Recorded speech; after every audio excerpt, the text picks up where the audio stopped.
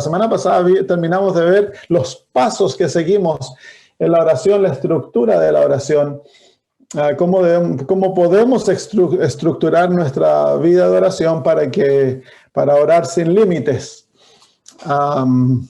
Y espero que lo están poniendo en práctica y que la vida de oración se enriquezca al hacer aquello. Hoy vamos a mirar el uso del nombre de Cristo en la oración. Si vienen conmigo al libro de Juan, capítulo 14, una de las condiciones de la oración respondida es que debemos pedir en el nombre de Jesús. Dice en el capítulo 14 del libro de Juan y el versículo 13: y todo lo que pidierais al Padre, en mi nombre lo haré, para que el Padre sea glorificado en el Hijo. Entonces, aquí el Señor Jesús nos da una de las llaves de la oración exitosa, que es pedir en su nombre. Y dice, todo lo que pidierais al Padre, en mi nombre, yo lo haré. Entonces hoy día vamos a ver qué significa el pedir en el nombre de Jesús y cómo debemos hacerlo.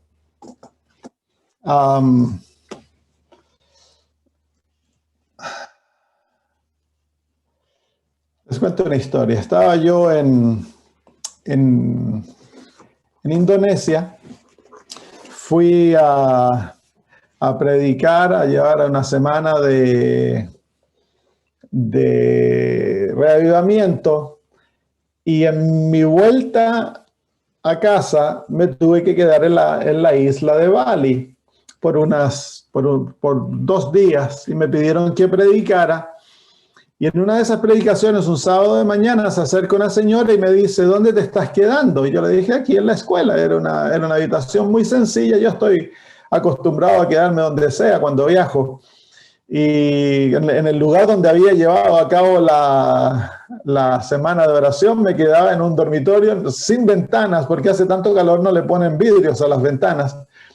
Y todas las noches se entraba un gatito y se ponía a dormir conmigo, pero el gato estaba pulguiento. Así que yo estaba lleno de pulgas. Claro, el lugar era bien pobre, el gatito encontró calor humano y se vino a acostar conmigo. Yo lo sacaba y lo echaba por la ventana para afuera, pero bastara que me quedara dormido, y una vez me lo encontré durmiendo al lado de mi oreja. El gatito. Así que la hermana me dice, mira, yo soy gerente de un hotel, de un resort que está a la orilla de la playa. ¿Por qué no te vienes a quedar ahí? Yo te dejo que te quedes una noche gratis. Me dice, ¿cuándo te vas? Y yo le dije, bueno, vuelo el lunes. Bueno, vente mañana y quédate la noche. Y así que, claro, aproveché la oportunidad, ¿no? No es muy seguido que me quedo en lugares tan lindos. Así que me llevaron, me quedé ahí. Y en la mañana, cuando fui a tomar desayuno, los que me servían, no, porque el asunto de servir y todo eso es muy importante en la cultura asiática. Vienen y me preguntan, ¿y usted de dónde es? Me hacen preguntas. Y yo digo, bueno, yo estoy aquí porque la señora, la gerente, me invitó a quedarme. Yo soy amigo de ellos. ¡Ah, amigo! Me comenzaron a traer más comida, ¿cómo se llama? A tratarme súper bien, a conversar conmigo, tratar de hacerse, de que yo les diera una buena recomendación a la gerente, porque yo era el amigo de la gerente, ¿no? Entonces, en el mundo, cuando uno conoce a alguien, y si esa persona tiene poder, está bien ubicada, se lo ve como un privilegio. Y en la vida espiritual nosotros somos hijos de Dios. Jesús es nuestro hermano. Y Él nos ha enseñado de que debemos orar en su nombre. Y si oramos en su nombre, todo lo que pidiéramos al Padre nos será concedido. Entonces, no es lo que sabemos. Hay un dicho en inglés que dice, no es lo que sabemos, sino que a quién conocemos. No es lo que conocemos, sino que a quién conocemos. Es lo importante. y es una realidad. Yo les he contado la historia de que una noche estaba yo en la isla de Tarawa, en Kiribati, una isla muy pequeñita, un grupo de islas en el medio del Océano Pacífico. Había despertado a ir al baño y eran como las 3 de la mañana, estaba meditando, no estaba quedándome dormido porque se me había ido el sueño, y de repente sentí que 2 manos me agarraron los pies. Y rápidamente las manos subieron y una comenzó a agarrarme el cuello y a apretarme la garganta, y la otra a hundirme el pecho. No sé si les conté, tengo tantos grupos que se me olvidó si se las conté. Entonces, no podía yo decir la palabra, no me salía el nombre de Jesús, pero el momento que dije el nombre de Jesús, aunque fue muy suavecito, las manos me soltaron y el espíritu que estaba tratando de matarme me dejó. Entonces hay poder en el nombre de Jesús. Y tenemos que acostumbrarnos a tomarnos de aquel nombre maravilloso que nos ha sido dado. Hechos capítulo 3 y versículo 6. Hechos 3 y versículo 6. Esta es la historia de cuando Pedro y Juan vamos a leer desde el versículo 6 al versículo 8, van al templo a orar. ¿Sabían ustedes que los judíos tenían 3 veces al día ellos oraban, y la hora de la oración vespertina era a las 3 de la tarde, a las 9 horas que ellos lo llamaban? Y aquí eran Pedro y Juan, iban al templo a orar. Era la hora de la oración vespertina. Y dice aquí en versículos 6 al 8, dice: mas Pedro dijo: no tengo plata ni oro, pero lo que tengo te doy. En el nombre de Jesucristo de Nazaret, levántate y anda. Y tomándole por la mano derecha le levantó, y al momento le afirmaron los pies y tobillos. Y saltando se puso en pie y anduvo, y entró con ellos en el templo, andando y saltando y alabando a Dios. Ese judío se volvió medio pentecostal. ¿No te volverías tú también pentecostal si toda la vida no has caminado y de repente eres sano y comienzas a caminar? Y dice que el milagro ocurrió simplemente por el nombre de Jesús. Fue en el nombre de Cristo que Pedro le dio la orden que se levantara y caminara. Hay poder en el nombre de Jesús. Hay mucho poder en el nombre de Jesús, y muchas veces nosotros no usamos ese nombre. Cuando yo era pequeño, mi papá le encantaba contarnos la historia de Juan. Mi papá vivía en el sur de Chile antes que se casara con mi mamá.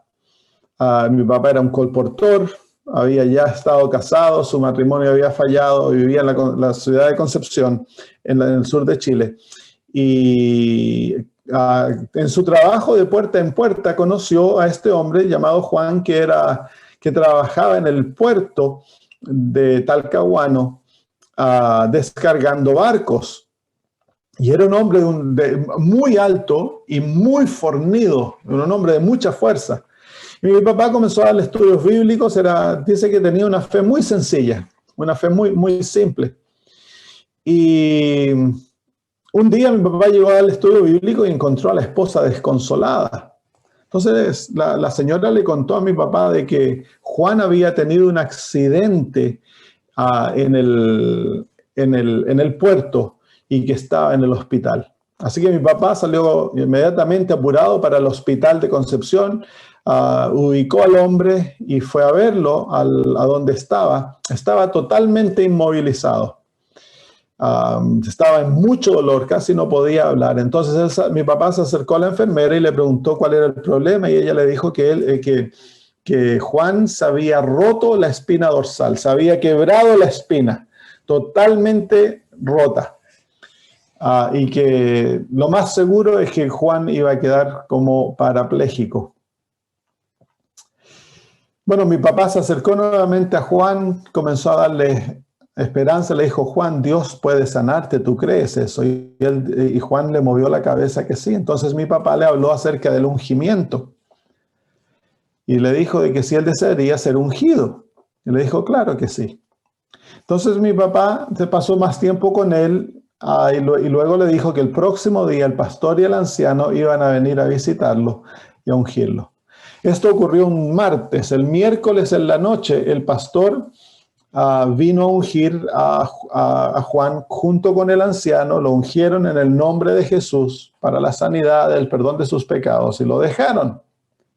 Bueno, mi papá no pudo volver a ver a Juan durante la semana porque producto de su trabajo como colportor tuvo que ir a visitar otras ciudades y el sábado en la mañana estaban en el culto de la iglesia, se lo había pedido a la iglesia que orara, el pastor estaba predicando cuando en la mitad de la prédica el pastor quedó mudo, sorprendido, abrió los ojos grandes mirando hacia la entrada de la iglesia y mi papá, que estaba sentado en la primera banca, se dio vuelta para ver qué pasaba y Juan estaba de pie caminando hacia el púlpito en la iglesia. Entonces Juan viene a donde el pastor y le dice, pastor, ¿puedo contar mi historia, por favor? Y el pastor le dijo, pero claro, le dijo. Entonces Juan contó lo que había ocurrido, dice, ¿no? De que el accidente ocurrió, ellos estaban bajando planchas de vidrio y las venían bajando entre dos hombres y eran muy pesadas y tenían que subirlas a un camión. Y cuando dice que él iba caminando de espalda hacia atrás, cuando chocó con su espalda contra la plataforma del camión y la plancha de vidrio le pegó debajo del pecho y eso causó que la espina dorsal se quebrara. Inmediatamente él cayó al suelo. Lo llevaron al hospital, le sacaron rayos X, vinieron los doctores, le dijeron que había quedado inmovilizado seguramente para toda la vida, pero que lo iban a enviar a Santiago para más exámenes. Y en eso ocurrió el ungimiento el miércoles de noche, y el miércoles de noche dice que él no pudo dormir toda la noche, porque sintió después que lo ungieron como que le habían puesto una plancha caliente en la espina. Toda la noche no pudo dormir, dice que era tan caliente. Y en la mañana, antes que saliera el sol, se pasó la sensación y Juan recuperó el movimiento de sus piernas. Así que se levantó, fue al baño y luego se vistió porque se iba a ir para la casa. Cuando lo encontró la enfermera casi se desmaya. Y le dice, Juan, ¿qué está haciendo usted de pie si usted está incapacitado, de vuelta a la cama? No, le dice, si el Señor me sanó. Oraron por mí anoche, ya estoy sano, ahora me voy para la casa, le dice. No, usted no se va para la casa, el doctor tiene que verlo. Así que esto era jueves de mañana. El doctor le dijo, llega el doctor, como a esa hora a las 7 de la mañana, le dice, Juan, te vamos a enviar a Santiago porque tú tienes que tener más exámenes. Le dice, no, yo no voy a ningún lado, o sea, a mí ya el Señor me sanó, le dice, no.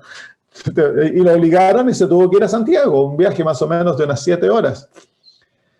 Lo subieron en el tren, lo llevaban en una camilla y él le dice, ¿por qué me ponen en camilla si yo puedo caminar? No, tú estás incapacitado en la camilla. Y en el tren él convenció al enfermero que lo iba acompañando de dejarlo caminar y en la mañana llegaron a Santiago, viernes de mañana, y lo estaban esperando en una ambulancia. Entonces cuando para el tren habían enfermeros listos esperándolos. Y baja el enfermero con la camilla sin nadie y Juan al lado de la camilla. Y entonces los enfermeros del hospital en Santiago, del hospital traumático de Santiago, le preguntan, ¿no? ¿Dónde está Juan? Le dice, yo soy Juan. Le dice, no, si estamos esperando un hombre que tiene la espina dorsal quebrada. Le dice, yo soy Juan y saca su cédula de identidad, se las muestra. Entonces lo obligan a acostarse en la camilla de nuevo. Lo acuestan en la camilla, lo ataron, lo pusieron en la ambulancia, se lo llevaron. Y llegando al hospital, había un equipo de doctores esperándolo, ¿no? Lo bajaron, lo metieron en la camilla y le dice, doctor, si yo estoy bien, no necesitan tratarme de esta manera. No, le dice. Y bueno, eventualmente se pudo bajar de la camilla enfrente de los doctores y les contó la historia. Entonces los doctores, los especialistas y todo, le enviaron a sacar nuevos exámenes, nuevos rayos X alrededor de la tarde, temprano en la tarde del día viernes, volvieron los resultados. y el doctor jefe llamó a una reunión de doctores y puso las rayos X que habían sido sacados en Concepción y los rayos X que le habían sido sacados en Santiago, y dijo: señores, estamos en presencia de un milagro. La espina dorsal estaba totalmente recuperada. En la primera rayo X, la espina dorsal se veía rota, totalmente rota. En la segunda rayo X, totalmente sana. En el nombre de Jesús hay, ¿cómo se llama? Poder, hermanos. Debemos aprender a usar ese nombre. En Hechos 16, el libro de Hechos nos presenta al apóstol Pablo confrontando a una niña endemoniada. Hechos 16, versículos 16 al 17. Dice: aconteció que mientras íbamos a la oración, nos salió al encuentro una muchacha que tenía espíritu de adivinación, la cual daba gran ganancia a sus amos adivinando. Esta, siguiendo a Pablo y a nosotros, daba voces diciendo: estos hombres son siervos del Dios Altísimo, quienes os anuncian el camino de la salvación. Y esto lo hacía por muchos días, mas desagradando a Pablo, éste se volvió y le dijo al espíritu: te mando en el nombre de Jesucristo que salgas de ella. Y salió en aquella misma hora. En aquel mismo momento, cuando cuando el nombre de Jesús fue mencionado, aquí el espíritu tuvo que obedecer y salió. Hay poder en el nombre de Jesús. Yo he tenido la oportunidad de ayudar a varias personas que han estado posesionadas por malos espíritus. Estaba dándole estudio bíblico yo a 2 niñas que eran de Papúa Nueva Guinea. Ellas eran hijas de un doctor. Ellas atendían mi iglesia. Y yo llego de vacaciones en enero del año 2006, o 2000, no, debe haber sido el 2008. A fines de enero, y me llama una hermana de iglesia y me dice: pastor, ¿usted no ha escuchado lo que le ocurrió a Jemima? Era el nombre de ella. Jemima. Y yo le digo: no, yo recién volví de vacaciones. Me dice: llame al papá, porque el papá quiere hablar con usted. Eso fue todo lo que la hermana me dijo. Entonces llamé al papá, que estaba como doctor en el hospital ahí cerca donde estaba la iglesia. Y le digo: hermano, escuché que usted desea hablar conmigo, ¿qué pasa? Me dice: sí, pastor, fíjese que algo ocurrió con mi hija la noche del Año Nuevo. Parece que ella perdió su mente. Y me dice: antes de traerla al hospital de enfermos mentales, me gustaría que usted la visitara y viera si ella está posesionada por un mal espíritu. Gracias a Dios que él hizo eso, si no a ella la habrían internado. Entonces ya le dije yo: no hay problema, voy esta misma tarde a visitarla. Así que fui con mi cuñado, y cuando llegué a la casa, al departamento, estaban las 2 hermanas. La hermana mayor me hace entrar y yo le digo: ¿dónde está la hermana? Y me estaba sentada en una esquina y el pelo estaba así, porque eran isleñas, tienen un pelo motudito, pero por ejemplo lo tienen bien apegadito, pero el pelo estaba como que hubieran puesto los dedos en el enchufe, y los ojos estaban que se le salían así, y sentada así me miraba con unos ojos. Entonces comencé a hacerle preguntas, a hablar con ella. Y le digo: Jemima, ¿tú amas a Jesús? Me dice: sí. ¿Podrías tú decirme que Jesús es tu Salvador? Y no podía. ¿Podrías decirme que Jesús es Hijo de Dios? Tampoco podía. Entonces nos pusimos a cantar unos cantos que yo sé que a los malos espíritus no les gustan, y himnos. Usted le canta cantos pentecostales a los malos espíritus y se ponen re felices, pero los himnos odian los himnos, los malos espíritus. Entonces, en el Monte Calvario hay poder en la sangre de Jesús, y se volvió loca, pero loca, comenzó a taparse los oídos y comenzó a decir: no, cállense, que no puedo aguantar esos cantos. Entonces, ya después de eso, oré con ellas y nos fuimos, y llamé al papá y le dije: ella está posesionada por mal espíritu, le dije. Entonces, este sábado vamos a juntarnos, un grupo de ancianos, usted, la mamá, y quiero que la traigan y vamos a orar por ella. Y Dios la va a liberar. Entonces, el sábado en la tarde nos juntamos en la sala pastoral de la iglesia, un anciano, yo, mi cuñado, los padres de ella, la hermana y ella. Y ella la acostamos en un colchoncito, la cubrimos y comenzamos a orar. A orar, primero a cantar, luego a orar, a leer la Biblia y luego a dar el orden al Espíritu en el nombre de Jesús que salga. No tomó mucho, ahora sí unos 15, 20 minutos. Cuando ella comenzó a decir, la tijera, comenzó a decir ella, ¿qué tijera? Le digo a la mamá. Le digo, es que quiere que le corten. Ella se había hecho una trencita aquí, porque había muerto un primo, y en el funeral, ella, en ira contra Dios, hizo un amuleto de muerte aquí. Eso es muy común entre los isleños.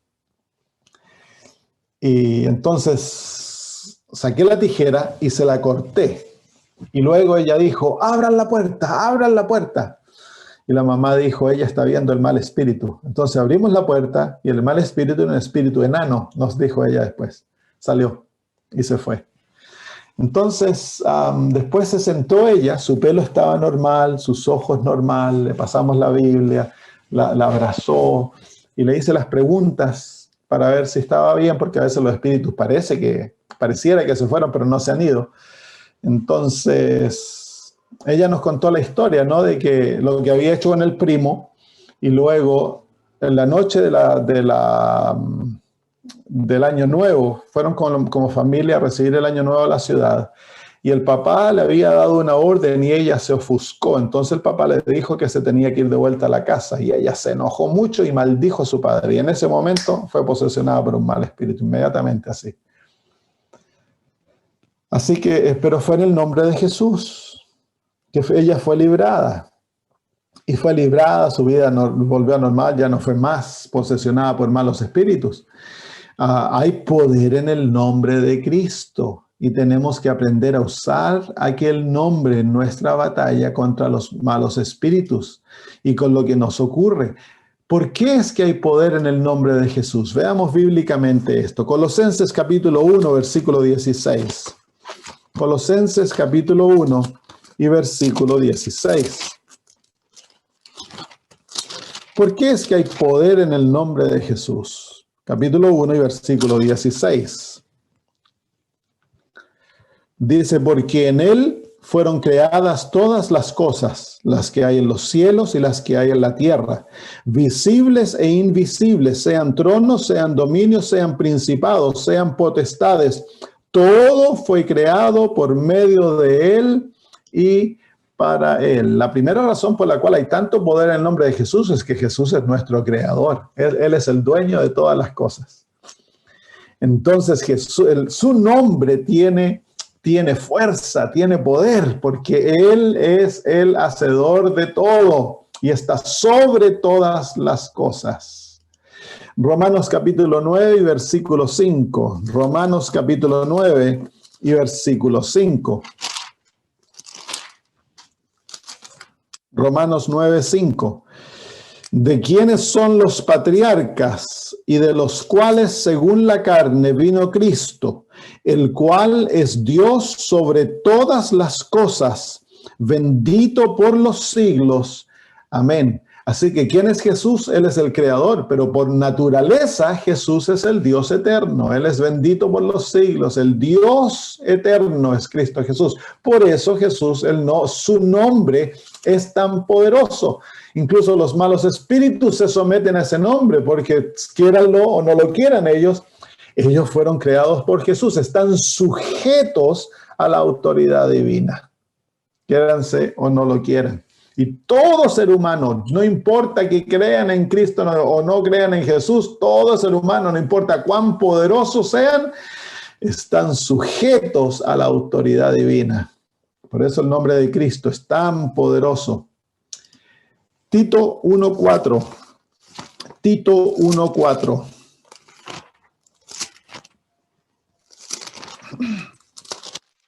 Tito capítulo 1 y versículo 4. Dice, a Tito, verdadero Hijo en la común fe, gracia, misericordia y paz de Dios Padre y del Señor Jesucristo, nuestro Salvador. Así que Jesús añade a su currículum vitae el hecho de que Él es nuestro Salvador. Le pertenecemos por creación y le pertenecemos por redención. Cristo pagó por nosotros para poder tener el derecho de librarnos. Es por eso que su nombre tiene tanto poder. El nombre Jesús significa Salvador. Así que el Señor Jesús tiene el derecho de salvarnos, de librarnos, de responder a nuestras oraciones, producto de que Él es nuestro Creador, nuestro Dios y nuestro Salvador. Son esas tres realidades en Cristo que le dan extremo poder a su nombre, y sus hijos debemos usar aquel nombre en nuestro favor. Cristo es glorificado cuando nosotros dependemos de Él y dependemos de su nombre, hermanos. A veces nosotros tenemos un poquito de miedo de usar el nombre de Jesús como que fuera algo irreverente, que no debemos repetirlo, es verdad, no se debe repetir en forma inconsciente, pero debemos usar y depender el nombre de Cristo mucho más de lo que lo hacemos. Y lo vemos a los apóstoles usando el nombre de Jesús. Cada vez que confrontan al imperio del maligno, usan el nombre de Cristo como la llave de victoria en contra de ellos. Muy bien. Miren lo que Jesús tuvo que hacer para poder llegar a ser nuestro Salvador. Vamos al libro de Filipenses, capítulo 2, versículos 5 y 6. Filipenses, capítulo 2, versículos 5 y 6. Dice, estoy en Efesios. Dice, haya pues en vosotros este sentir que hubo también en Cristo Jesús, el cual siendo en forma de Dios no estimó el ser igual a Dios como cosa a que aferrarse, sino que se despojó a sí mismo tomando forma de siervo, hecho semejante a los hombres, y estando en la condición de hombre se humilló a sí mismo, haciéndose obediente hasta la muerte y la muerte de la cruz. Así que aquí el apóstol Pablo nos describe en forma maravillosa lo que Jesús tuvo que experimentar para él poder llegar a ser nuestro Salvador. Él tuvo que despojarse de su posición divina y tomó sobre sí la posición de un siervo, la naturaleza de un siervo, y luego se hizo hombre. Cuando se hace hombre, él se humilla para vivir como un siervo y morir la más humillante muerte. Entonces dice el libro de Hebreos que para que Jesús pudiese llegar a ser nuestro Salvador, tuvo que participar en nuestra realidad. De Hebreos capítulo 2 y versículo 14. La salvación es una ciencia, y como es ciencia, sigue ciertos pasos para alcanzar ciertos objetivos. Y dice el versículo 14 del capítulo 2 de Hebreo, así que por cuanto los hijos participaron de carne y sangre, él también participó de lo mismo, para destruir por medio de la muerte al que tenía al imperio de la muerte, esto es al diablo, y librar a todos los que por el temor de la muerte estaban durante toda la vida sujetos a servidumbre. Porque ciertamente no socorrió a los ángeles, sino que socorrió a la descendencia de Abraham, por lo cual debía ser en todo semejante a sus hermanos, para venir a ser misericordioso y fiel sumo sacerdote en lo que a Dios se refiere, para expiar los pecados del pueblo, pues en cuanto él mismo padeció siendo tentado, es poderoso para socorrer a los que son tentados. Entonces el gran Dios del cielo llega a ser un ser humano, tal cual nosotros, toma nuestra naturaleza sobre sí mismo para experimentar la muerte, porque es a través de la muerte que Él nos va a dar vida. Y es a través de que Él lleva nuestros pecados que Él puede perdonarnos. Así que Él compra, Él obtiene la realidad humana y Él toma sobre sí la culpa humana para que Él darnos su realidad. En el libro de 2 Corintios capítulo 5, 2 Corintios capítulo 5, versículo 21, dice 2 Corintios 5, 21, dice, al que no conoció pecado, por nosotros le hizo pecado, para que nosotros fuésemos hechos justicia de Dios en él. Así que ese versículo claramente nos muestra la profundidad de a dónde Cristo tuvo que ir para poder salvarnos. Él tomó sobre sí nuestro pecado, Dios lo hizo pecado para que tú y yo podamos llegar a ser su justicia. Y en el capítulo 8 del mismo libro, versículo 9, dice, porque ya conocéis la gracia de nuestro Señor Jesucristo, que por amor a vosotros se hizo pobre, siendo rico, para que vosotros a través de su pobreza fueseis enriquecido. Entonces Jesús lo hizo todo por nosotros. Lo abandona su posición de Dios, llega a ser el Hijo de Dios, luego llega a ser el Hijo del Hombre, toma sobre sí una naturaleza débil, derrota al enemigo paso a paso, lo derrota en cada tentación, cada segundo de su vida, donde Satanás lo estuvo constantemente atacando desde el pesebre hasta la cruz. Cristo sufrió un constante ataque para tratar de llevarlo a pecar, porque si Cristo pecara, toda la raza quedaba en las manos de Satanás, incluso él mismo, paso a paso. Cristo vence a Satanás no tan solo en el desierto, lo vence cada paso, fue tentado en todo punto como nosotros, pero sin pecado, dice la Biblia. Y eso lo hizo en nuestro favor. Él toma tu lugar para que su victoria sea tuya y tu derrota sea puesta a su cuenta y Él pague por tus pecados. Y así lo hizo. Entonces es esa victoria, es esa vida, es eso lo que Cristo lleva a hacer, que ahora le da la autoridad de responder las oraciones y de defender a aquellos que claman a Dios en su nombre. Entonces, con la victoria de Cristo en el Calvario, Cristo saca el mundo de las manos de Satanás, quien era la cabeza de la raza humana, producto de que Adán se había sometido a su autoridad. Y ahora, como Él lo ha vencido, lo ha derrotado, Cristo llega a ser nuestra cabeza, es nuestro hermano mayor. Y a través de Él, nosotros tenemos acceso al trono de la gracia. A través de Él tenemos acceso a Dios el Padre. A través de Él, tú y yo podemos recibir respuesta a nuestras oraciones. Pero es a través de Él, no es por tus méritos, no es porque tú seas una buena persona, no es porque tú has sido un buen adventista, guardas esto, haces lo otro, no es por eso, es por Cristo Jesús. Y es por eso que dice el Señor Jesús, todo lo que pidierais al Padre en mi nombre, es una condición.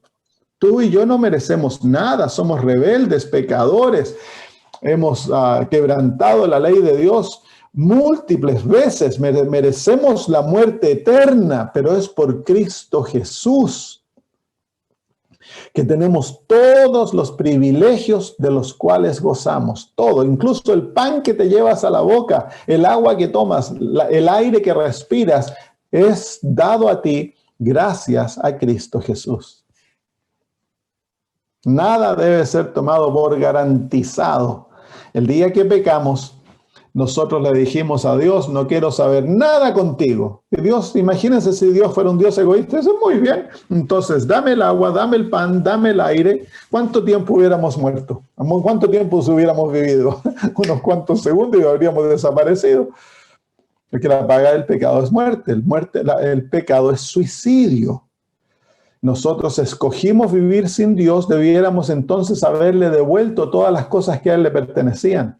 Pero es por Cristo Jesús que todas estas privilegios no nos han sido quitados, sino que son garantizados gracias a Jesús. Y su nombre es lo que permite de que tú y yo tengamos acceso al trono del Padre y nuestras oraciones sean respondidas.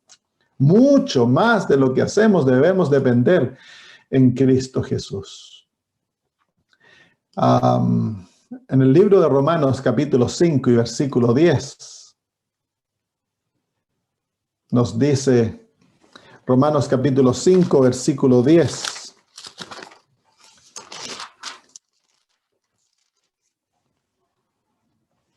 dice así: porque si siendo enemigos fuimos reconciliados con Dios por la muerte de su Hijo, mucho más estando reconciliados seremos salvos por su vida. Entonces Cristo Jesús tomó nuestro lugar en la cruz, como ya lo vimos, y al morir por nosotros, Él nos reconcilia a Dios. No que Dios estaba enemistado con nosotros, nosotros estábamos enemistados con Dios. Jesús lleva consigo a toda la raza humana a la cruz, y cuando Cristo muere, la enemistad que el pecado había implantado entre el hombre y Dios es sacada, y el hombre es reconciliado con Dios. En el libro de 2 Corintios, el capítulo 5, el apóstol Pablo habla de esa reconciliación. 2 Corintios, capítulo 5, versículo 18 en adelante dice: y todo esto proviene de Dios, quien nos reconcilió consigo mismo por Cristo y nos dio el ministerio de la reconciliación. Que Dios estaba en Cristo reconciliando consigo al mundo, no tomándoles en cuenta a los hombres sus pecados, y nos encargó a nosotros la palabra de la reconciliación. Así que somos embajadores en nombre de Cristo, como si Dios rogase por medio de nosotros. Os rogamos en nombre de Cristo, reconciliados con Dios. ¿Por qué es que podemos ser reconciliados? Porque ya fuimos reconciliados con Dios. Ahora la única enemistad que existe es la enemistad personal, que uno no desee tomar aquel sacrificio que ha sido hecho en nuestro favor y no usarlo para que la reconciliación final tome lugar. Dios ya preparó el terreno. En su caso, Él ya no ve a la raza humana como en enemistad contra Él. Pero si tú no lo deseas, aquello que Cristo hizo no se puede llevar a cabo. Porque Dios no puede obligarte. Pero ya piensa eso, de que el pecado nos había separado de Dios. Pero en Cristo Jesús, la raza humana ha sido unida a Dios con lazos eternos que no pueden ser quebrantados. Porque en Cristo la divinidad y la humanidad se unieron en una persona. El ser humano ha sido reconciliado y unido a Dios por la eternidad. Lo único que te puede separar ahora de Dios es tu propia voluntad. Tú no deseando aferrarte a lo que Dios ha hecho por ti en Cristo Jesús. Y Jesús hizo eso a través del gran plan de la salvación que se nos muestra en Isaías 53. Cristo Jesús tuvo que tomar tu lugar y padecer por tus pecados. Isaías 53. Cristo Jesús llegó a ser tratado de que Él era tú. En la cruz, Cristo Jesús llegó a ser tú. Bueno, desde el nacimiento. Todo lo que Cristo Jesús lo hizo como un sustituto. Él tomó tu lugar y te llevó a ti en sí mismo. Y todo lo que Jesús hizo, Dios lo cuenta como que tú lo hiciste en Él. Y la cruz es donde esto brilla en forma más maravillosa.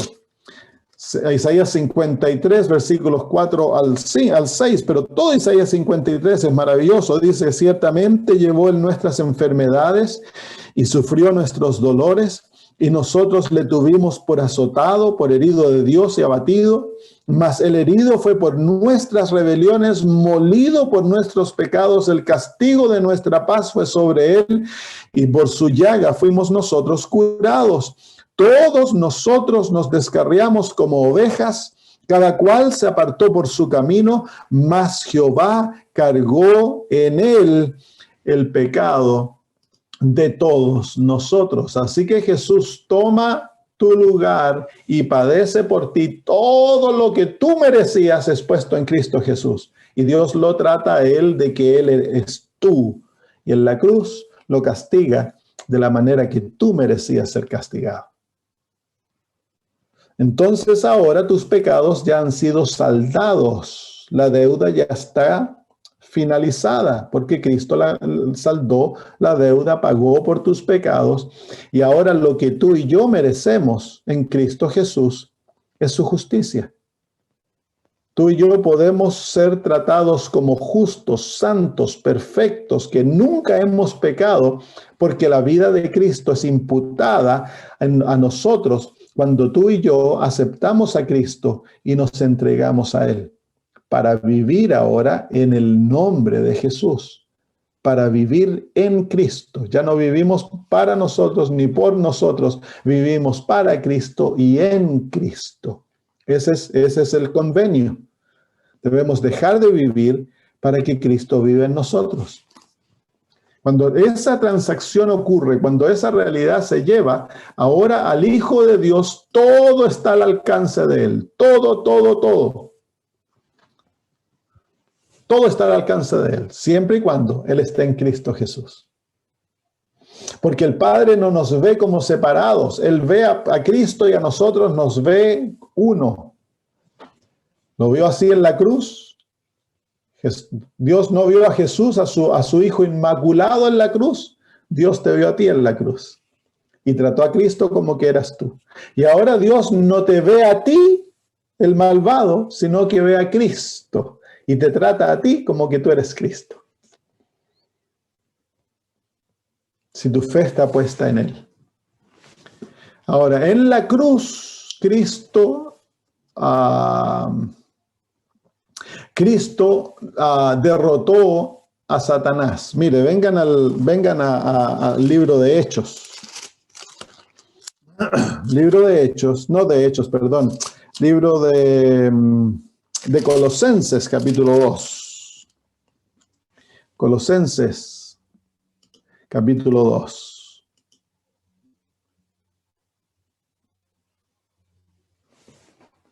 Y el versículo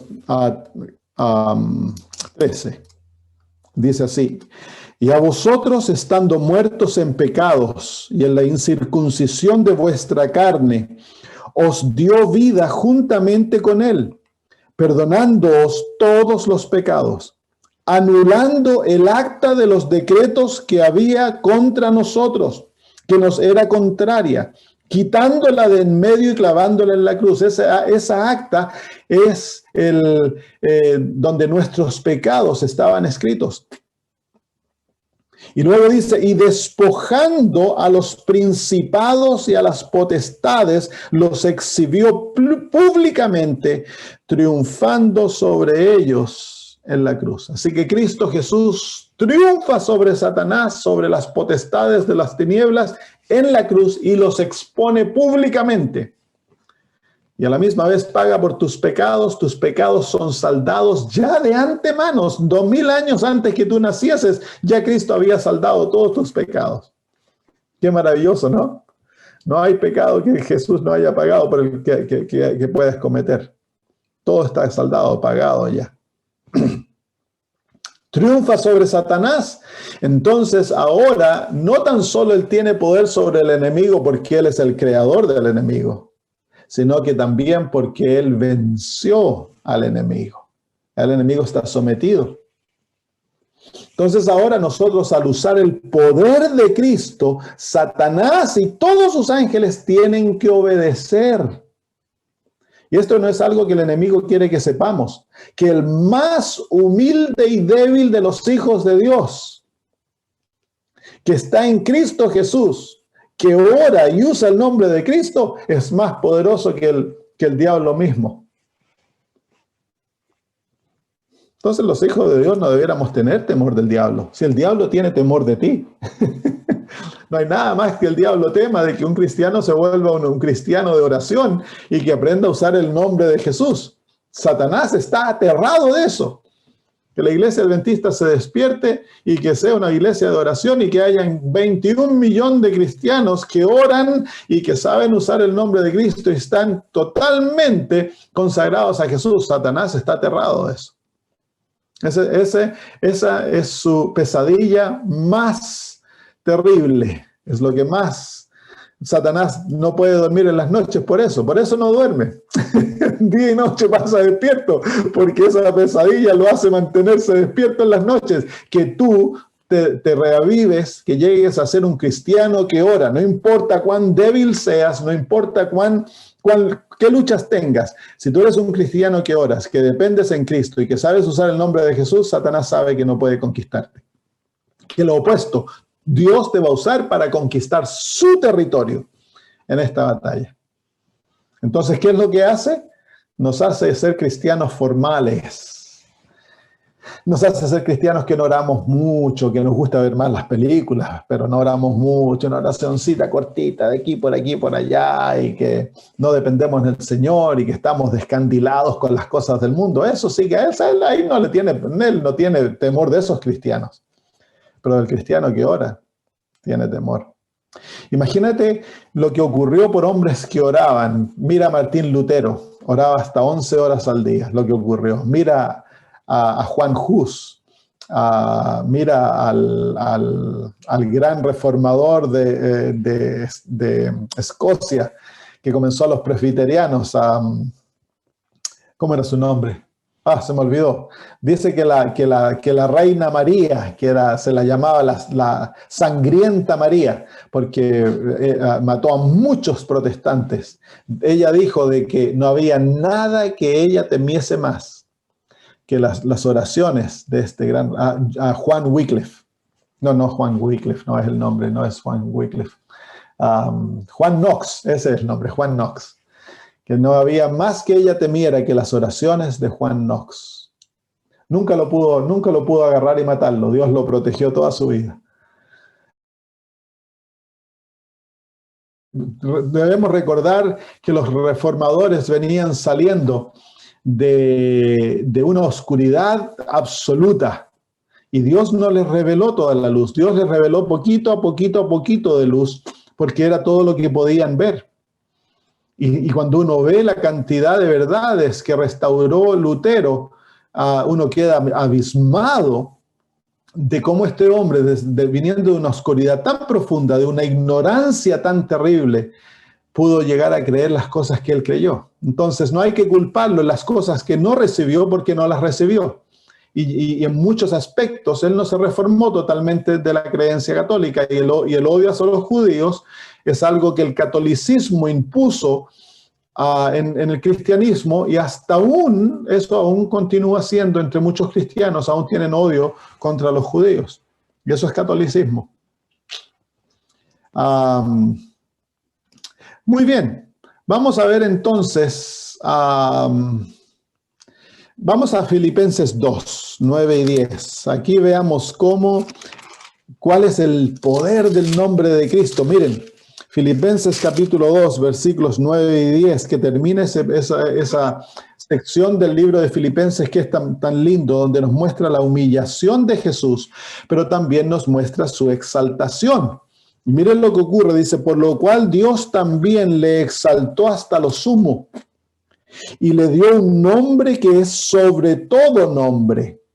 ¿Cuál es el nombre de Jesús? Un nombre que es sobre todo nombre, para que en el nombre de Jesús toda rodilla de los que están en los cielos y en la tierra y debajo de la tierra y toda lengua confiese que Jesucristo es el Señor, para gloria de Dios el Padre.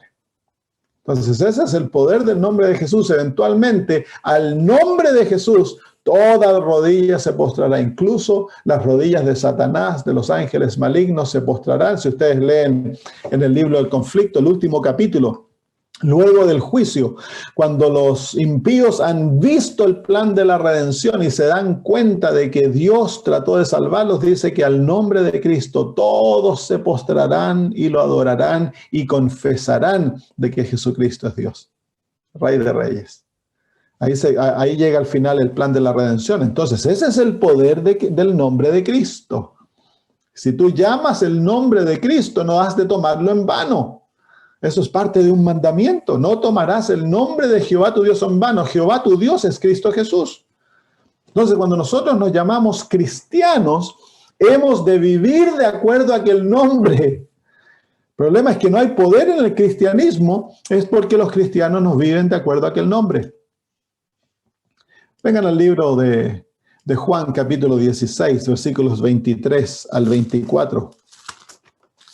San Juan 16, 23 al 24.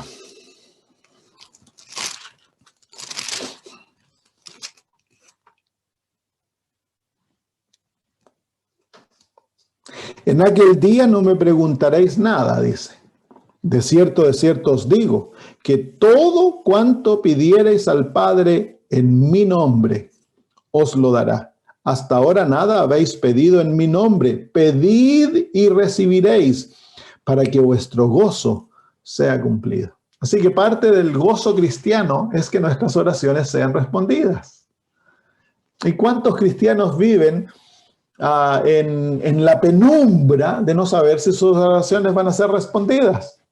Y uno de los secretos de que nuestras oraciones sean respondidas es pedir en el nombre de Jesús.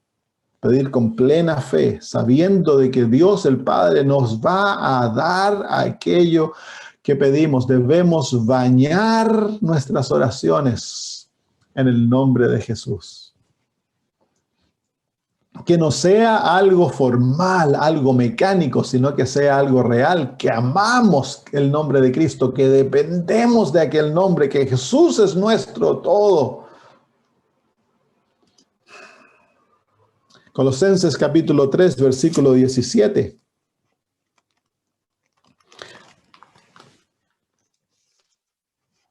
Colosenses capítulo 3, versículo 17.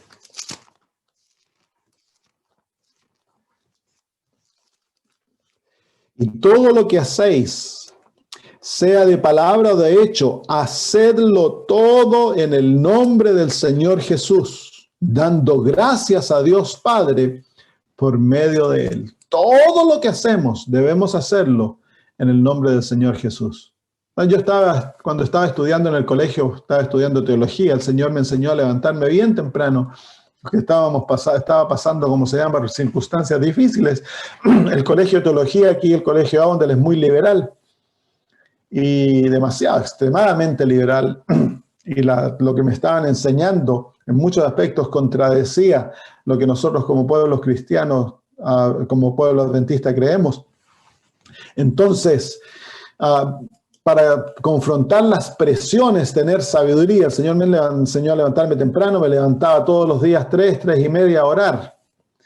Y Dios hizo cosas maravillosas en mi vida a través de ese tiempo. Me acuerdo que uno de los últimos exámenes en el año ya cuarto de teología, tenía que sentar un examen acerca del libro de Hebreos. Y el mismo día tenía un examen de griego y pasé todo el día anterior estudiando griego y no me quedó tiempo para estudiar el libro de Hebreos. Entonces me levanté el próximo día a las 3 de la mañana y la tentación era dedicarme a estudiar y no orar. Pero dije, no, voy a orar. Entonces oré y le dije, Señor, no he tenido tiempo para estudiar para la prueba de Hebreos, le dije. ¿Me podrías ayudar? Me dijo, sí, hijo, no hay problema. Estudia el libro de Hebreos de esta perspectiva, me dijo. No leas tus notas, lee el libro de Hebreos y fíjate en esto. Y me dijo que estudiar. Así que lo estudié, leí el libro de Hebreos 2 o 3 veces tomando nota de lo que él me había dicho. Y me fui a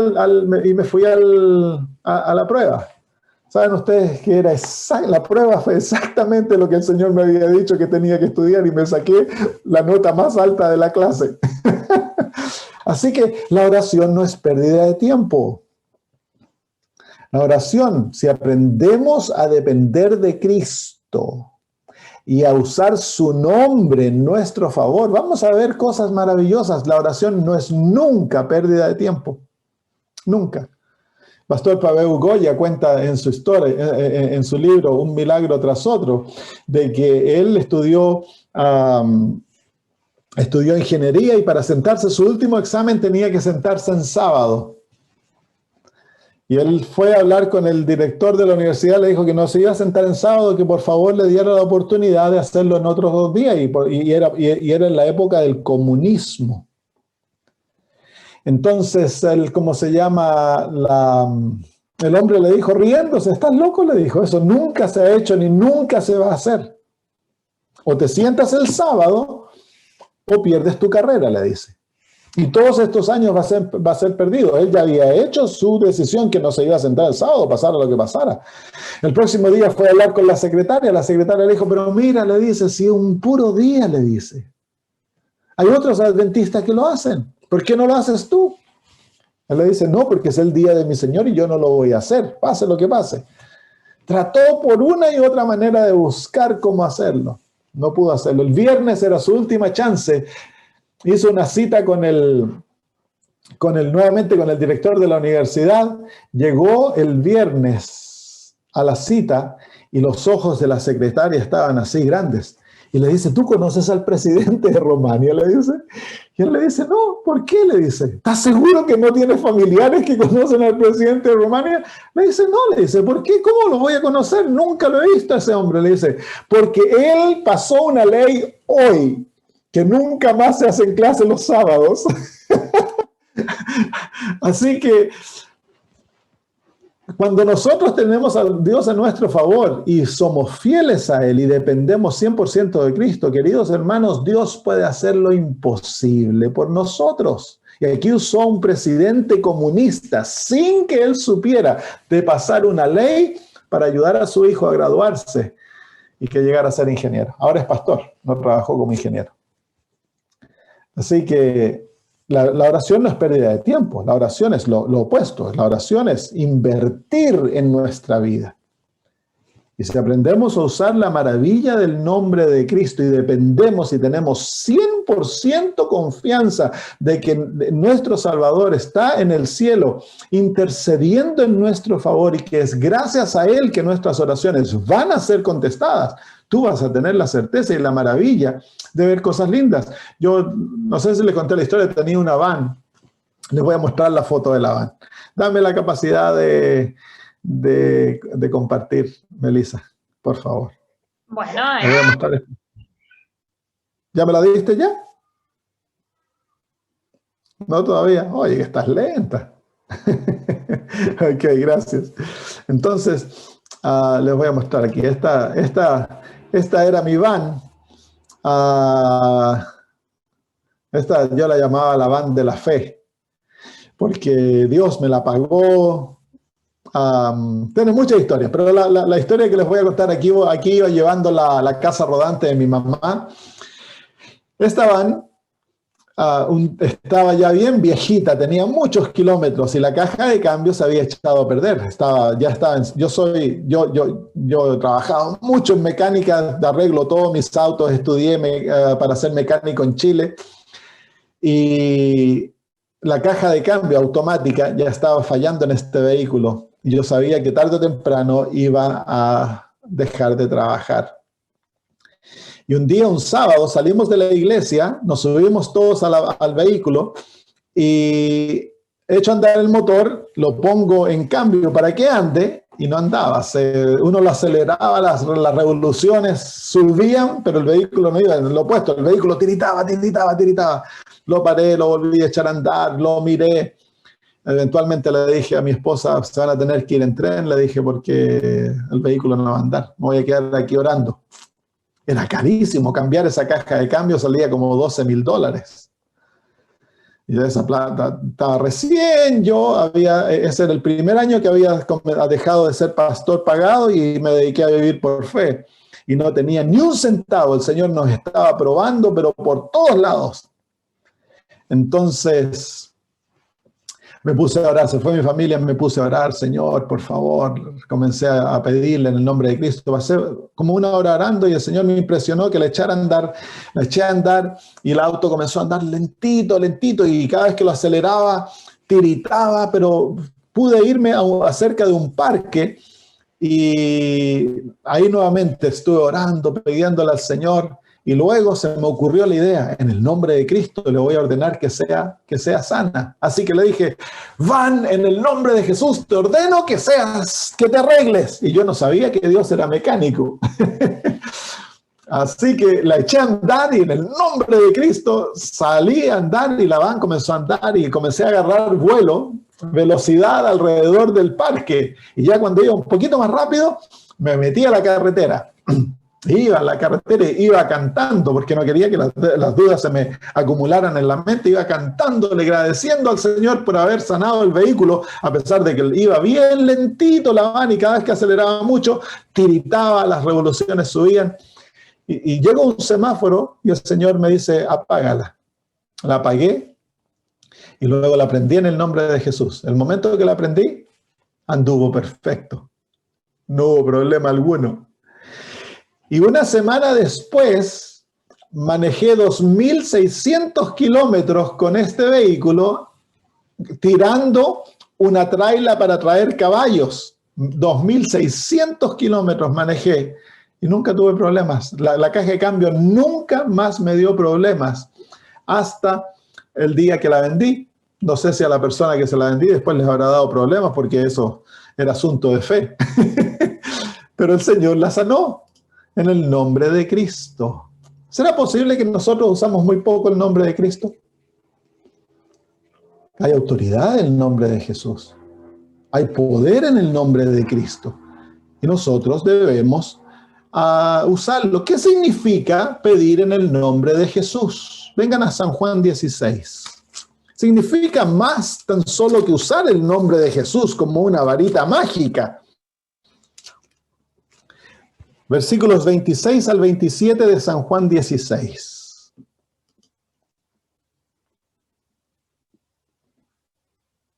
Dice así, San Juan 16, 26 y 27. Dice, en aquel día pediréis en mi nombre, y no os digo que yo rogaré al Padre por vosotros, pues el Padre mismo os ama porque vosotros me habéis amado y habéis creído que yo salí de Dios. Entonces, ¿qué significa orar en el nombre de Jesús? Significa que nosotros amamos a Cristo. Y el amar a Cristo significa de que le hemos entregado nuestra vida. Amarás al Señor tu Dios de todo tu corazón, de toda tu mente, de toda tu alma y de todas tus fuerzas. Eso significa el orar en el nombre de Cristo. Significa que nos hemos sometido totalmente a su voluntad y que lo vamos a obedecer a Él. Su voluntad es suprema para nosotros. Es llevar su carácter sobre nosotros, es haber adoptado su justicia y abandonado la nuestra. Eso es orar en el nombre de Jesús. Es más aún que simplemente usar la varita mágica en el nombre de Cristo. Debemos usar su nombre vocalmente, pero esa vocalización tendrá tan solo poder si tu vida está sometida a la autoridad del nombre de Cristo Jesús. Entonces, como adventistas, nosotros debemos ser obedientes. Debemos ser humildes y vivir para Jesús en cada aspecto de nuestra vida. Cuando eso ocurre, hay poder en la vida del cristiano. Debemos tener una vida de comunión con el Señor, caminar con Él, estar tomado de sus manos como Enoc lo hizo. Y entonces cuando tú uses el nombre de Jesús, el infierno tiembla. Porque he aquí un ser humano débil, totalmente escondido en Cristo. Y es eso lo que hace tu vida poderosa. Entonces, cuando el Señor dice que debemos orar en su nombre, nos está pidiendo a no tomar su nombre en vano. Cuando tú te llamas hijo de Dios, cuando tú dices que eres cristiano, pero no vives de acuerdo a lo que el Señor pide, entonces estás tomando el nombre de Cristo en vano. Y cuando oras en el nombre de Jesús, Satanás se ríe y no hay poder en la oración. Yo no sé si ustedes han escuchado la historia del hombre que no podía ser muerto. Era un hermano chinito que él llegó a conocer, era budista, polígamo, tenía 2 esposas, y llegó a conocer la verdad.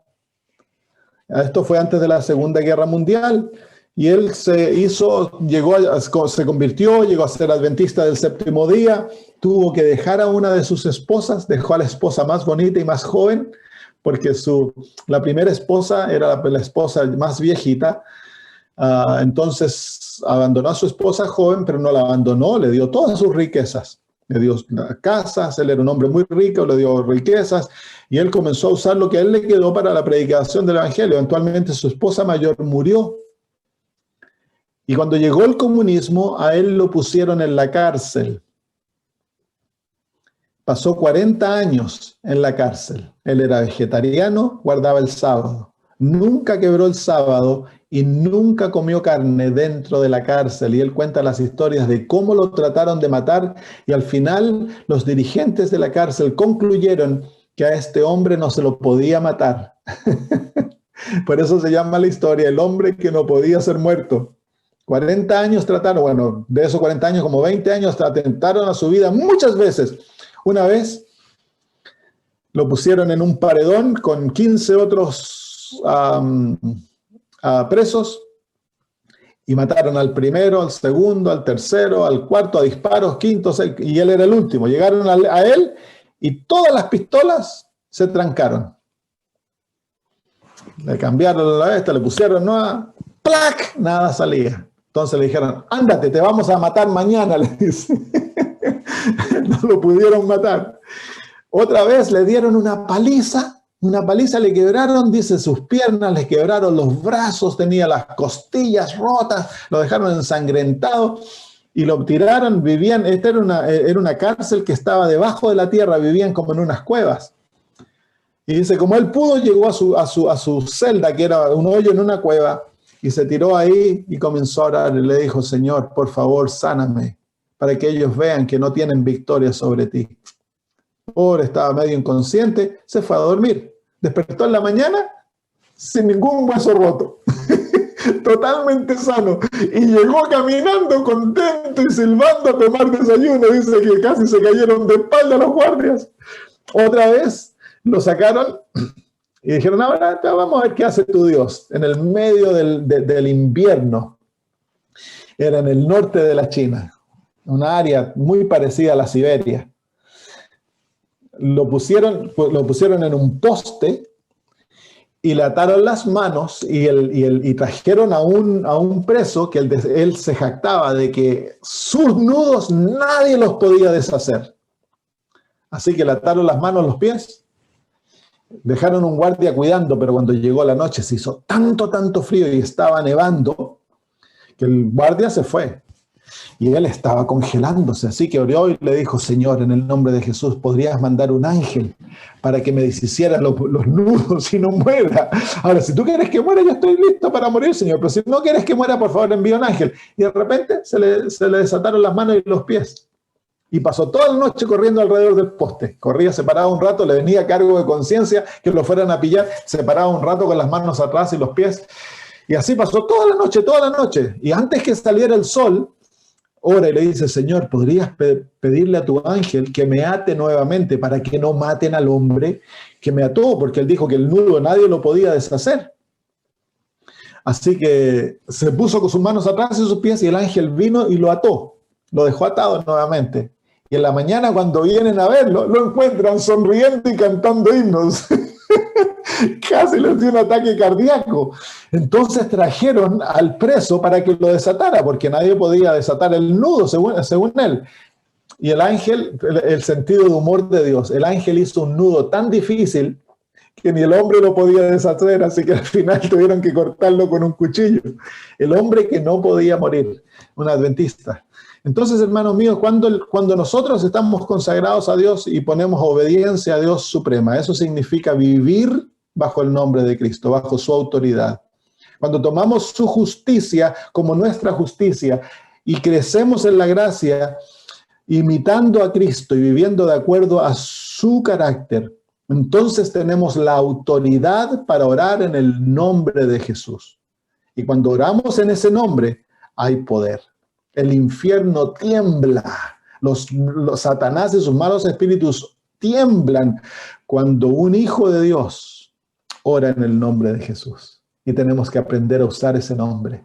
Cuando ustedes sienten que están siendo atacados por el enemigo, pronuncien el nombre de Cristo. Yo lo hago. Si el enemigo me está dando duro, yo lo digo. En el nombre de Cristo te ordeno que te vayas y me dejes tranquilo. Tenemos la autoridad si somos hijos de Dios. Pero si no hay poder en tu vida, entonces te garantizo que estás viviendo desobedientemente. Y eso es lo que corta el poder. ¿Hay alguna pregunta?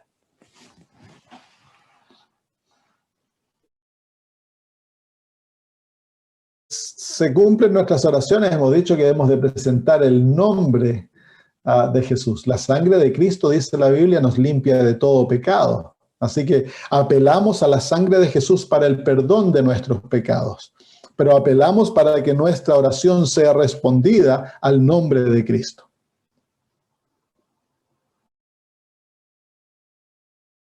Habían dos cosas. Ellos veían de que la persona tenía fe para ser sanada.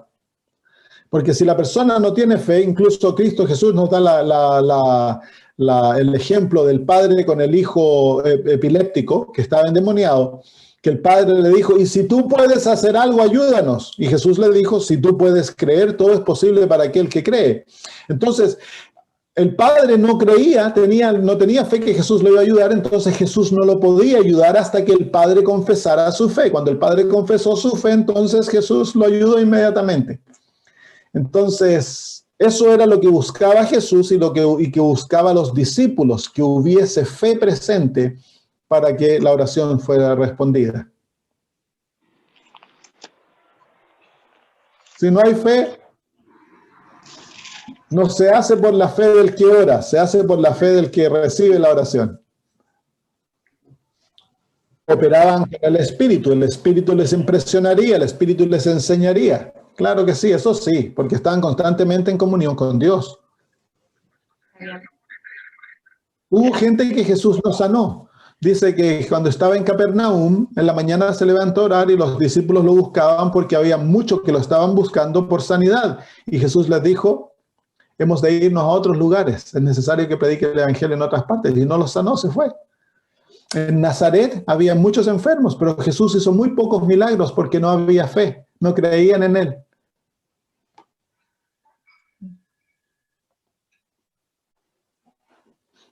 Muy bien, ¿hay alguna otra pregunta, hermanos? ¿O algo más que decir? Os voy a desafiar a que cuando oren creyendo que Dios les escucha la oración y se la responde. Eso lo vamos a estudiar la próxima semana. Cómo unir la fe y la oración juntas para que trabaje la oración. Viene el Señor te habla, es una impresión profunda en la mente que tú ya has aprendido a reconocer como la voz de Dios.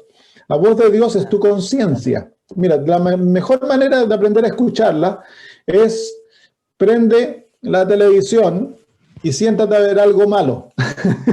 Vas a escuchar la voz de Dios al tiro diciéndote no debieras escuchar eso. Eso es la voz de Dios, es una impresión profunda en la mente, que si tú aprendes a escucharla, la reconoces en todos lados como la voz de Dios.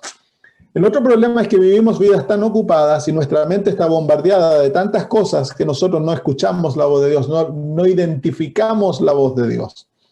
Pero Dios está constantemente hablando. Tú le hablas, estás discutiendo con tu esposa y adentro en tu mente tú tienes una impresión. No le hables de esa manera. Esa es la voz de Dios. Nunca te deja. viene con la práctica, la experiencia de tener comunión con Dios.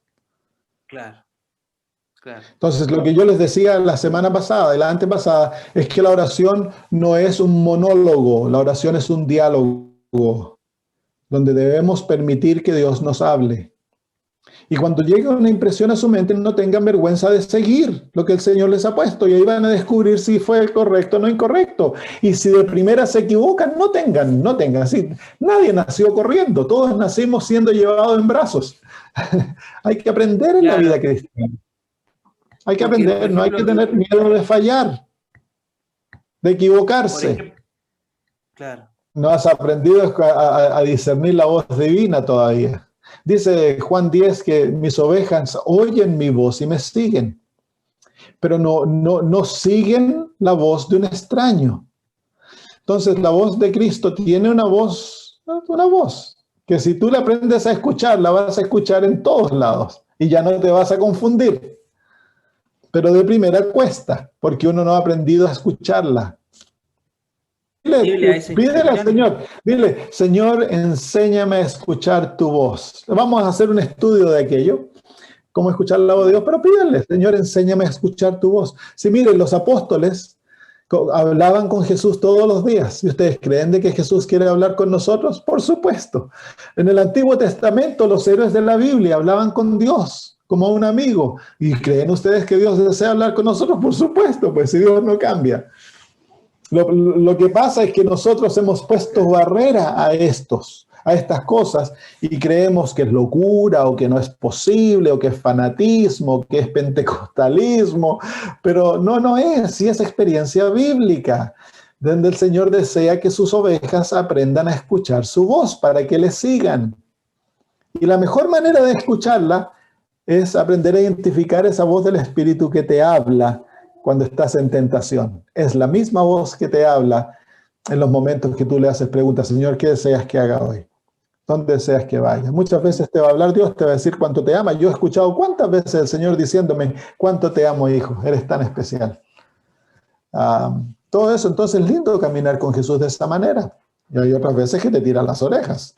A ver, estoy enojado con mi esposa, me arrodillo a orar en la mañana, el Señor me dice, no me ores hasta que le pidas perdón a tu esposa. Uy, ok, me fui corriendo a pedirle perdón a mi esposa y cosas así. Entonces es la misma voz que te habla cuando has pecado y has hecho lo mal y te trae culpa a tu mente y no te deja tranquilo, te está constantemente diciendo, ¿por qué hiciste eso? Esa es la voz de Dios. Es la voz del Espíritu Santo. Nosotros le llamamos la conciencia, pero en realidad es la voz del Espíritu Santo hablándonos. Y todo ser humano la escucha. Todo ser humano la escucha. Gracias, pastor. Miren, no es necesario que un canto moderno es malo, pero tiene que someterse a dos pruebas. Uno, la música. ¿La música suena santa o suena como el mundo? Rock, hip hop, jazz, blues, todo eso. Si la música suena de esa manera, entonces, ¿cómo se llama? No es de Dios. No se puede usar esa música para alabar a Dios. Y lo otro son las palabras. Si la teología de un canto no es de acuerdo a bíblica o de acuerdo a lo que nosotros creemos, no se debe usar. Porque los cantos enseñan teologías y desarrollan teologías. Esos son las dos pruebas que se usan para la música. Si la música a través de su palabra enseña teología que no es bíblica, entonces no se debe usar. Hay otra cosa, si las palabras son muy repetitivas, te amo Dios, y repiten eso, repiten y lo repiten, entonces no se debe usar porque los salmos no nos dan ejemplo de eso. Dios no es un Dios que hay que repetirle y repetirle y repetirle. Dios es un Dios inteligente, que tú lees los salmos que son cantos y son expresión de la experiencia y de la relación con Dios. Entonces el sistema carismático de culto es un sistema que está creado para crear una euforia en la mente del adorador. Porque el carismático va a la iglesia para recibir una vacuna de adrenalina, para sentirse bien, contento. Entonces, el adventista no va al culto para eso. Nosotros vamos al culto a adorar a Dios, y nuestro culto no tiene que crear una euforia, no es necesario, porque la religión de Cristo no está basada en sentimientos. La religión de Cristo está basada en su palabra y la confianza en su palabra. Y nuestro culto ha de expresar aquello. Nuestro culto ha de ser hermoso. Nuestros himnos deben ser bien cantados, pero han de expresar por música, deben ser santos, y las palabras deben tener teología correcta. El problema es de escuchar otra música que tiende a ser de que el autor de la música mundana no es Dios, es Satanás. Y otra música, tú al escuchar música mundana, hay cierta música que es, por ejemplo, que es inocua. La música, por ejemplo, la música clásica es inocua, lo opuesto. La música clásica tiende a desarrollar tu cerebro, cierta música clásica. Hay cierta música clásica que es mala, pero mucho de la música clásica es buena, desarrolla la capacidad de pensar, desarrolla tu lóbulo frontal. Pero si hablamos de la música de la salsa y de la cumbia y de la música rock y todas esas cosas, han sido creadas por el enemigo para tener acceso a tu alma.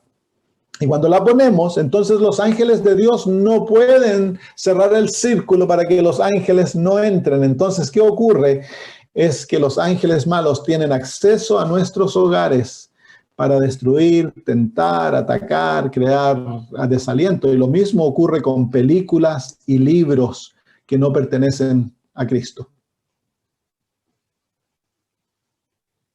Entonces hay que cuidarse mucho. Si esto es una batalla y el enemigo anda buscando todas las excusas para poder tratar de destruirte. Así que yo no escucho música mundana de ningún tipo.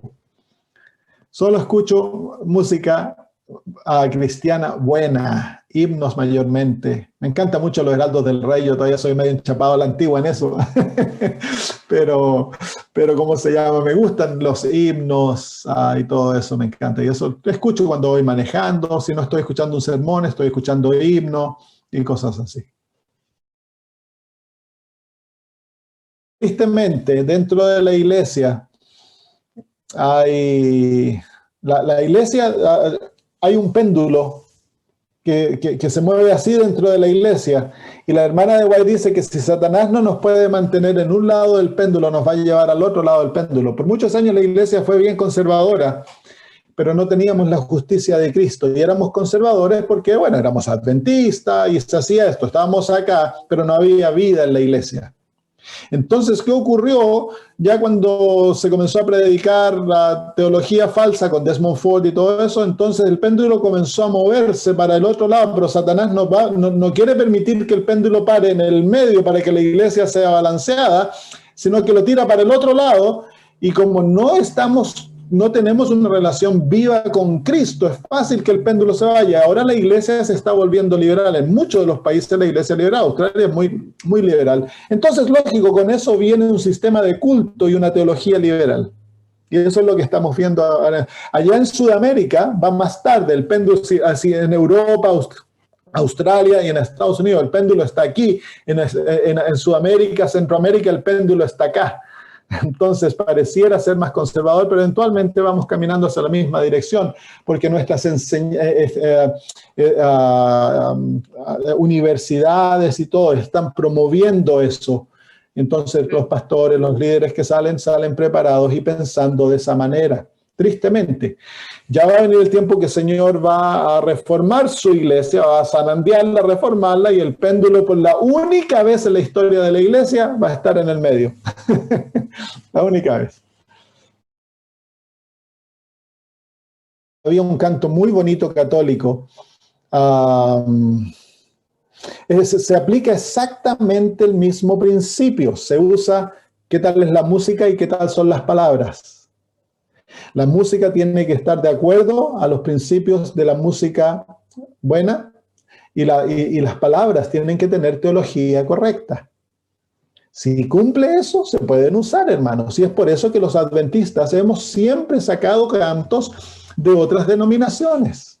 Muchos de nuestros cantos vienen de los bautistas, vienen de los presbiterianos, y todo eso. Pero ¿por qué? Porque cumplen los dos principios. Muchas veces se tomaba, por ejemplo, una melodía que era mundana y se le añadían palabras, y tenemos algunos himnos que de acuerdo a eso, pero la melodía no es malévola, la melodía no tiene una melodía destructiva. Por ejemplo, el Aleluya de Handel, muchos de los cantos de la música de Bach son cantos religiosos, que ahora se usa como música clásica, pero son cantos religiosos escritos para el culto divino.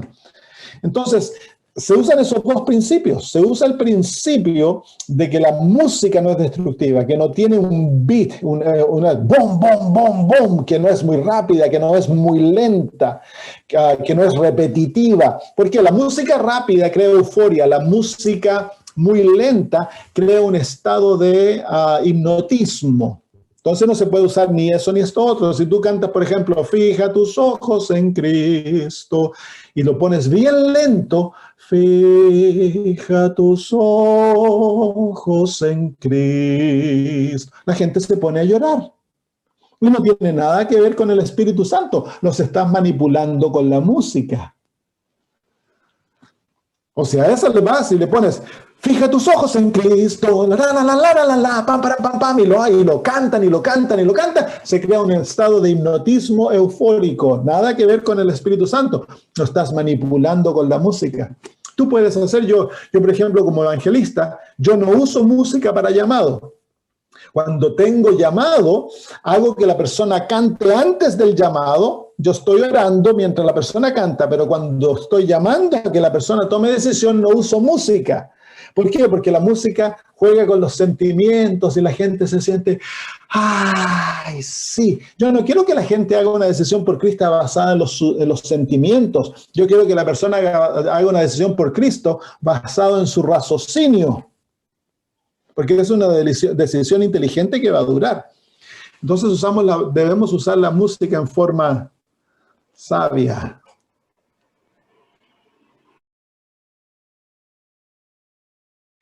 Dice que la oración del justo puede mucho. Entonces, hay casos en que el Señor toma tu fe para responder la oración. Es por eso que se piden que donde 2 o 3 están de una misma mente, Dios va a dar la petición. Dios para todo tiene excepciones para la regla. Y yo he visto casos donde yo le he dicho a la persona, bueno, si a ti te cuesta creer, yo le voy a pedir al Señor que tome mi fe por ti. Entonces le pido al Señor que obre de acuerdo a ello, y he visto oraciones respondidas de esa manera. La regla general es que es la fe de la otra persona. Por eso si yo voy, por ejemplo, a ungir a alguien, yo paso un tiempo con la persona contándole historias y mostrando cómo el Señor responde la oración, porque quiero que la fe de ellos se afirme y diga, sí, Dios lo hace por mí también. Entonces, cuando oramos de esa manera, hay plena seguridad. Lo otro que les enseño es a someterse a la voluntad divina, de que no haya duda si el Señor se demora en traer la realidad o si no se ve la realidad. Debemos creer que yo le pedí al Señor, ya el Señor me respondió. Pero cuando yo recibo ahora, yo digo, ya el Señor me sanó, alabado sea su nombre. Pero ¿qué pasa si se demora 1, 2, 3 años en venir la respuesta? O si el Señor permite que yo descanse, que muera, y la respuesta aparece el día de la resurrección. ¿Voy a dejar de creer que Dios me respondió? No. El Señor dice, pedid y se os dará. El momento que pido, Él ya me dio.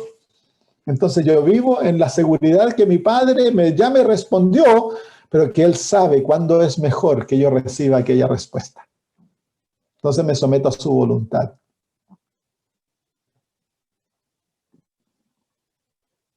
¿Está bien eso, hermana Betty? Ya. Muy bien, podemos terminar. ¿Qué les parece? Porque si no se les va a hacer muy tarde. Oremos. Padre eterno, agradecemos y alabamos tu nombre por permitirnos pasar estos momentos gratos, Señor, estudiando tu palabra, hablando, Señor, de cosas espirituales. Y quiero pedir, Señor, de que nuestra vida esté escondida bajo Jesús.